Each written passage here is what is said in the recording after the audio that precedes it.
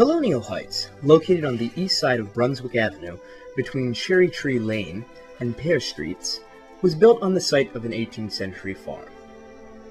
The farmhouse is one of Lawrenceville's historic landmarks, and the history of Colonial Heights begins with its first owner.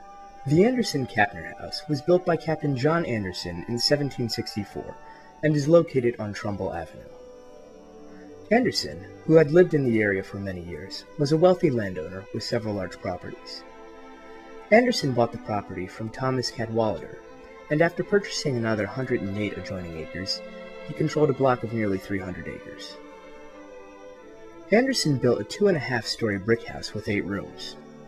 The house was well situated at one of the highest points in the area. Some of the land was cleared for farming, but parts were wooded.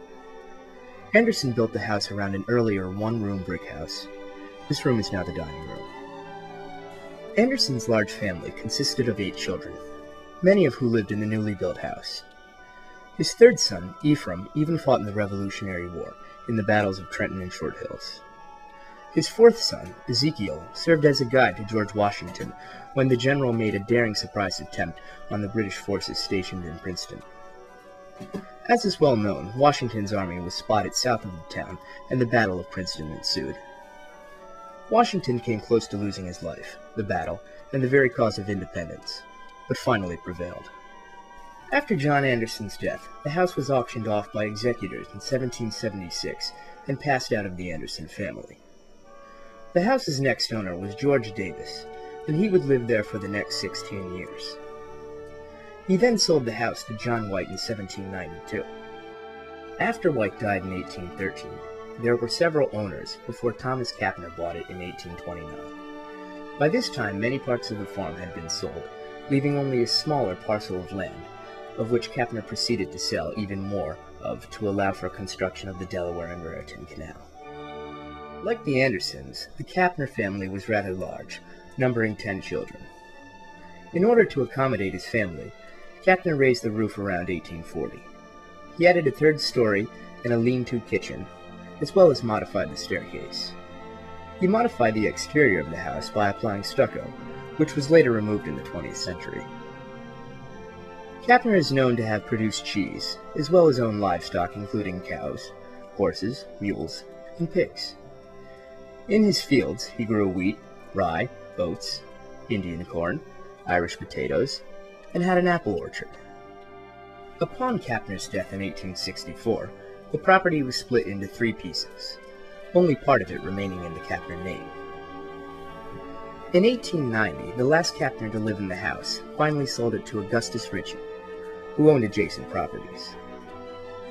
Ritchie's new property formed the modern-day boundaries of Colonial Heights, which was created by developer George Atkins. Atkins parceled up the land, giving the names to many of the streets in the neighborhood, and introduced the name Colonial Heights for the first time. This new neighborhood was gradually sold off to working-class immigrants beginning in 1917. The Capner house was bought by a French family, the Dufars, who had briefly rented the property before. The house's next owner, Winona Nash, was one of the most influential in the house's modern history.